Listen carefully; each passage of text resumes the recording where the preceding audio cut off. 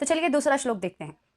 संजय उवाच दृष्ट्वा तु पांडवानीकं व्यूढ़ं दुर्योधनस्तदा आचार्यमुपसंगम्य राजा वचनमब्रुवीत।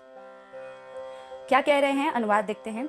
संजय ने कहा, हे राजन, पांडुपुत्रों द्वारा सेना की व्यूह रचना देखकर राजा दुर्योधन अपने गुरु के पास गया और उसने ये शब्द कहे।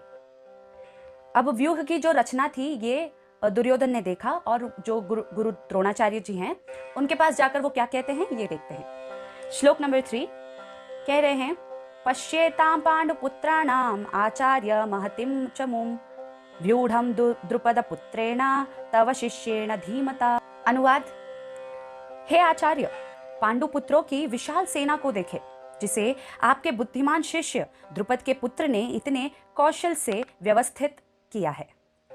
तो यहाँ पर जो हमारे दुर्योधन हैं ये गुरु के पास जाते हैं, द्रोणाचार्य के पास, और उनसे कहते हैं कि आप एक बार पांडवों की जो सेना है वो देखिए, इसकी जो रचना है आपके जो दुश्मन है द्रुपद महाराज उनके पुत्र ने किया है। अब द्रुपद महाराज और जो द्रोणाचार्य हैं इनका राजकीय एक मतलब मतभेद था, इनका दुश्मनी था, जिस वजह से इन दोनों की जमती नहीं थी।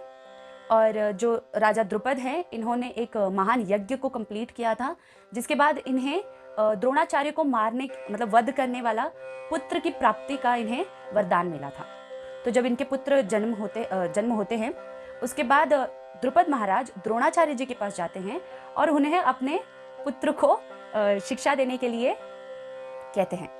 तो गुरु द्रोणाचार्य, देखिए अब गुरु द्रोणाचार्य कितने महान हैं कि उन्होंने ना ये नहीं सोचा कि ये कल को मुझे मारेगा। वो जानते थे कि इनका जो वध है सिर्फ द्रुपद के पुत्र ही कर सकते हैं, परंतु फिर भी उन्होंने अपने पास जितना भी ज्ञान था, जितना भी वो कला जानते थे, वो सारी कला उसे सिखाते हैं, एक भी नहीं छोड़ते हैं। देखिए कितने महान थे।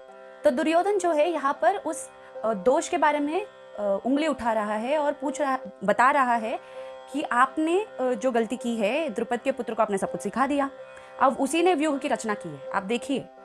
तो उसका ये कहने का मतलब है कि आपके पास जितना नॉलेज है उसके पास भी उतना ही नॉलेज है, तो फिर वो हमें हरा सकता है। अब आप ये मत सोचिएगा कि वो उसके हाथ में आपको मरना ही है, उसके हाथों आपको मरना है, ये सोच के आप हमको मत हरा देना। इस भाव से वो द्रोणाचार्य को कह रहा है कि ये वो गलती की ओर इशारा कर रहा है। अब 4th श्लोक देखते हैं। अत्र शूरा महाश्वेसा भीमार्जुना समायुधि युयुधानो विराटश्च द्रुपदश्च महारथः। अनुवाद, इस सेना में भीम तथा अर्जुन के समान युद्ध करने वाला अनेक वीर धनुर्धर है, यथा महारथी युयुधान, विराट तथा द्रुपद। तो यहाँ पर दुर्योधन जो है ये गिना रहा है कि देखो सिर्फ उनके यहाँ पे अर्जुन और भीम ही नहीं है, और भी लोग हैं जो बहुत अच्छी तरीके से युद्ध कला को जानते हैं, जो प्रवीण हैं, जो अर्जुन और भीम के समान हैं।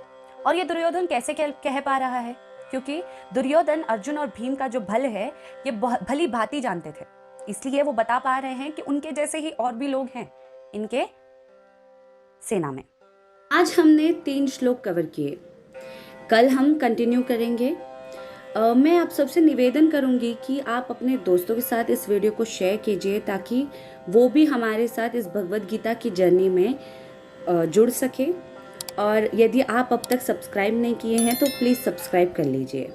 Thank you so much. Radhe Radhe.